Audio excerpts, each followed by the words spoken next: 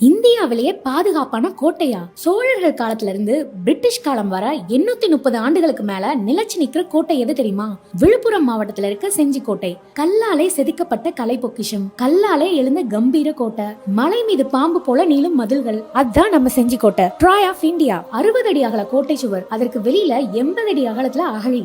அகழினா என்னன்னு யோசிக்கிறீங்களா? கோட்டையை சுற்றிலும் ஆழமான குழியை வெட்டி அதில் நீரால் நிரப்பி முதலைகள், பாம்புகள் மற்றும் முட்களையும் நச்சுக்குடிகளையும் வளர்த்து பகைவர் அண்டாவண்ணம் அமைப்பதுதான் அகழி. சுற்றிலும் 4 மலைகள், மலைகளின் மீது பிரம்மாண்டமான மலைப்பாம்பு போல நீளும் கோட்டை சுவர், நடுவில் திறந்த வெளி. இதுதான் செஞ்சி.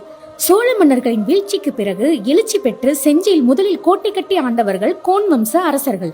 அதன் பிறகு விஜயநகர பேரரசு செஞ்சியை வெற்றி கொண்டது. 200 ஆண்டுகள் செஞ்சியை ஆண்டது. பிறகு பிஜப்பூர் சுல்தான் படையினர் செஞ்சியை சூறையாடினர். அவர்களிடமிருந்து மராட்டிய சிவாஜி செஞ்சியை கைப்பற்றினார். மராட்டிய மண்ணில் கூட இவ்வளவு பாதுகாப்பான கோட்டை இல்லை என வியந்த சிவாஜி கோட்டையை இன்னும் பாதுகாப்பா மாட்டினார். அதன் பிறகு முகலாய மன்னர் அவுரங்கசீப் கையில கோட்டை வந்துச்சு. அவரை தொடர்ந்து 22 வயதுல ஆட்சிக்கு வந்தவர் ராஜா தேசிங். செஞ்சி என்றதும் எல்லாருக்கும் நினைவுக்கு வரும் பெயர் ராஜா தேசிங் தான். இதையடுத்து 1750ஆம் ஆண்டு புசி என்பவர் தலைமையிலான பிரெஞ்சு படை செஞ்சி கோட்டையை கைப்பற்றியது.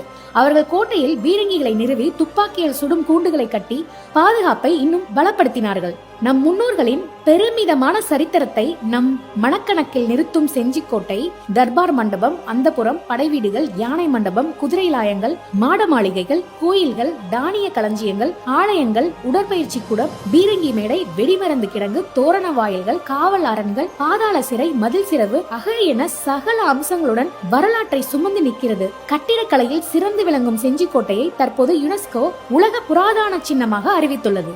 குட்டி ஹிஸ்டரியை லைக் பண்ணுங்க, ஷேர் பண்ணுங்க, சப்ஸ்கிரைப் பண்ணுங்க.